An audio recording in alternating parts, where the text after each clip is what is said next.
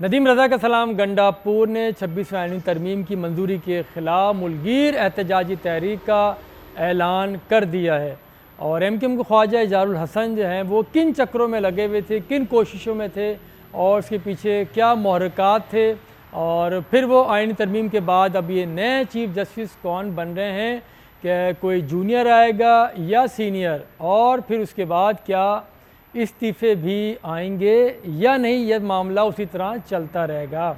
तो आज इसी के ऊपर बात करनी है। चीफ़ जस्टिस काज़ी फ़ाइज़ ईसा ने नए चीफ़ जस्टिस के इंतखाब के लिए जो 26वीं आईनी तरमीम के तहत जो तरीक़ार इख्तियार किया गया है, उसके तहत 3 नाम उन्होंने जो पार्लियामेंट की जो खुसूसी टीम है 12 रुकनी, उसके पास 3 नाम भेज दिए हैं उन्होंने। और ये जो नाम भेजे गए बज़रिया और रजिस्ट्रार सुप्रीम कोर्ट के ज़रिए भेजे गए हैं, कमेटी ने उन्हीं के ज़रिए ये नाम मांगे गए थे। बाकायदा पूरा एक डेकोरम है, उसके ज़रिए इन्होंने ये नाम मांगे गए थे।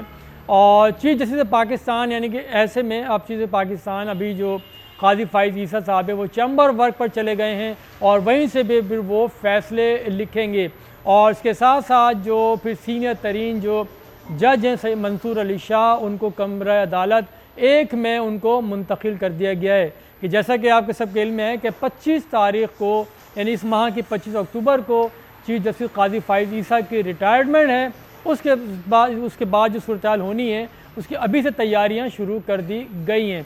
और मेरा ज़रा से पता चला है जो 3 नाम चीफ़ जस्टिस पाकिस्तान ने 12 रुकनी कमेटी के सामने भेजे हैं, वो उसके अंदर मंसूर अली शाह और फिर जस्टिस मुनीब और फिर याहिया आफरीदी के नाम भेजे गए हैं कमेटी को। अब ये 12 रुकनी कमेटी इन तीनों नामों पे गौर करेगी। और इस कमेटी में ये भी बता दूं मैं आपको, जो आज इन नामों पे गौर करेगी, मुस्लिम लीग की जानिब से ख्वाजा आसिफ, एहसन इकबाल, शाइस्ता परवेज़ मलिक और फिर आज़म नज़ीर तारड़ हैं। इसी तरह से पीपल्स पार्टी की तरफ से जो नाम दिए गए हैं उसके अंदर राजा परवेज़ अशरफ है, नवीद कमर है और सेनेटर फ़ारूक एच नाइक के नाम शामिल हैं। और एमक्यूएम की जानिब से राना अंसार हैं। यहाँ पे थोड़ा सा रुक के बाकी फिर मैं JUI की भी चलें बता दूँ, यानी इससे बाद बताता हूँ, पहले राना अंसार के मुतालिक थोड़ा सा बताऊँ। एमक्यूएम की जानिब से इस कमेटी के अंदर शामिल होने के लिए ज़राए का कहना है कि ख्वाजा इजारुल हसन बहुत ज़्यादा एड़ी चोटी का उन्होंने ज़ोर लगाया, बड़ी कोशिशें जुस्तजू की, उन्होंने आगे पीछे बातचीत भी उन्होंने की है, लेकिन वो कामयाब नहीं हो सके। राना अंसार का नाम इसमें शामिल किया गया है। राना अंसार जो है वो बड़ी नीचे से यानी कि लोकल गवर्नमेंट से या जो बल्दियाती इंतखाबात थे उससे वो सामने आई हैं और 3 बार सिंध असम्बली के रुकन मुंतखब हुई हैं और पहली खातून अपोजिशन लीडर सिंध असम्बली में भी रह चुकी हैं और अब वो मखसूस नशिस्तों के ऊपर कौमी असम्बली की रुकन हैं। और ये भी बता दूँ, ये राना अंसार ये हमारे मरूम साथी दोस्त सैयद अंसार नकवी की अहलिया हैं, जो अंसार नकवी जो PIA के हादसे में शहीद हो गए थे और दिगर काफ़ी अफराद उसमें शहीद हुए थे, तो उनकी यानी कि अहलियाँ हैं। और इनका बाहर एक पूरा पोर्टफोलियो है सियासत के अंदर जस्तजू की है उन्होंने। तो ऐसे में ख्वाजा इजारुल हसन ने कहा जाता है कि मीडिया पे भी खबरें नशर करवा दी थी कि उनका नाम फ़ाइनल कर दिया एमक्यूएम ने, लेकिन नहीं, ऐसा हरगिज़ नहीं था। यही वजह है कि एमक्यूएम की क़यादत की जानिब से शटअप कॉल दी गई, उसके बाद फिर राना अंसार का नाम हातमी किया गया।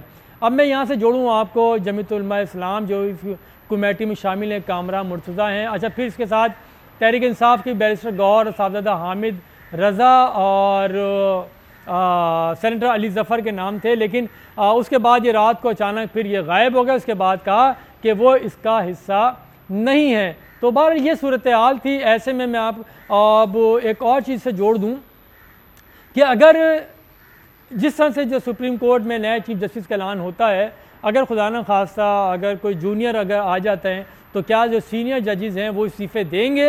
जैसे हमारे सामने मिसालें मौजूद हैं दीगर इदारों के अंदर जो सुपरसीड किया जाता है तो वो फिर रिटायरमेंट ले लेते हैं, घर चले जाते हैं क़ब्ल वक्त। अब यहाँ एक हलचल सी मची हुई है, तजाद है। और ऐसे में ये भी कहा जा रहा है कि क्योंकि 12 रुकनी कमेटी है उसमें अक्सरियत हुक्मरान जमात के लोग हैं, तो ऐसे में अदलिया के अंदर भी यानी कि कोशिशें बढ़ गई हैं आपस में इख्तलाफात या ग्रुपिंग उसको कहें या उसको कहें कि हर किसी की सबकी ख्वाहिश है कि कोई ना कोई इसमें से जो जज बने तो उसको भी अपने मफाद के लिए इस्तेमाल किया जाए। ये ज़राए का कहना है, ये मेरे अल्फाज नहीं हैं, जो लोग कह रहे हैं, जो इस तरह की बातें की जा रही। लेकिन अब इसमें अली अमीन गंडापुर जो वज़ीर आला हैं खैबर पख्तूनख्वा के, उन्होंने भी पूरे मुल्कगीर सतह पर एहतजाजी तहरीक का ऐलान कर दिया है कि उनका कहना है कि बस अब बहुत हो गया है, अब हम एहतजाज करेंगे और ये सिलसिला पूरे मुल्क में फैलाएंगे और जहाँ एहतजाज रोका जाएगा वहीं पर एहतजाज होगा, वहीं पे कैंप लगा देंगे। अब ये फ़ैसला करना है क्योंकि जो मुल्क के खैरख्वाह नहीं है उन्हें किसी तौर भी हम इक़्तिदार में नहीं रहने देंगे और यही वक्त है एहतजाज करने का, उनका ये कहना है। फिर उन्होंने कहा क्योंकि अदलिया के ऊपर जो ये हमला हुआ है किसी तौर भी काबिल कबूल नहीं है, हम आज़ादी के लिए जद्दोजहद कर रहे हैं। फिर उन्होंने यहाँ पे ये कहा कि ये मुबारक ज़ेब का, जिस तरह के मुबारक ज़ेब को जो टिकट ना देने का फ़ैसला किया गया था वो ठीक था और हम जो गद्दार हैं उन्हें किसी सूरत नहीं छोड़ेंगे। जिसने इसकी आईनी तरमीम के हक़ में वोट दिया, हमने सबको नोटिस जारी कर दिए हैं और उनके ख़िलाफ़ बहुत जल्द कार्रवाई शुरू कर दी जाएगी। अब बानी तहरीक इंसाफ इमरान ख़ान के साथ अब हतमी मुलाकात के बाद हतमी फ़ैसला किया जाएगा कि हालात को कहाँ लेके जाना है और क्या करना है। अब वो रुकने वाले नहीं हैं क्योंकि मर्ज़ी के जजों को जो लेकर आया जाएगा, यह अली अमीन गंडापुर का कहना है। उन्होंने गुज़श्ता रोज़ भी कहा था कि अब दमादम मस्त कलंदर होगा, अब हम नहीं छोड़ेंगे और हर किसी के ख़िलाफ़ एहतजाज किया जाएगा, पूरे मुल्क में होगा एहतजाज और वर्कर्स मुत्तहिद हैं एहतजाज की।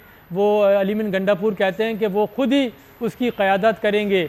और अब हम आगे अगर चलते हैं, आगे देखें तो उसमें बैरिस्टर गौहर ने भी इसके ऊपर बातचीत की है। उन्होंने भी तनकीद की है कि कमेटी का, उन्होंने कहा कि हमने इसलिए अपने आप को अलग किया कि ये उसूलों के ऊपर नहीं है, उसूलों की ख़िलाफ़ वर्जी की जा रही है, तो ऐसे में इस कमेटी में रहना मुनासिब नहीं है। वो ये सब चीज़ें वो कह रहे हैं। अच्छा, फिर किसी ने सवाल किया इनसे, बैरिस्टर गौहर से, कि अगर ये जो आईनी अदालत जो बनने जा रही है इसका कितना नुकसान है तहरीक इंसाफ को, तो बैरिस्टर गौहर ने बड़ा अच्छा कहा कि इससे पाकिस्तान का नुकसान है, इदारों का नुकसान है, इससे सिर्फ तहरीक इंसाफ का कोई नुकसान नहीं है। तो बहरहाल अब ये चीज़ें शुरू हो चुकी हैं। अब इसमें देखना यह है कि ऊँट किस करवट बैठेगा और क्योंकि आज इसका फ़ैसला होना है, कमेटी इसके इन नामों के ऊपर गौर कर रही है और कौन चीफ जस्टिस आता है और पाकिस्तान के इदारों में क्या इससे इस्तेहकाम आएगा और क्या इंतशार बढ़ेगा। जिस तरह से तहरीक इंसाफ ने अलर्ट जारी कर दिया है, अली अमीन गंडापुर ने कह दिया है, बैरिस्टर गौहर ने कह दिया है कि बस अब बहुत हो गई है, अब हम बाहर निकलेंगे, क्योंकि अब इमरान ख़ान से मुलाकात इनकी होनी है। वो कब होनी है इसका तो फ़ैसला कहीं और होना है, लेकिन अली अमीन गंडापुर ने अपना फ़ैसला सुना दिया है। बहुत शुक्रिया, खुदा हाफिज़।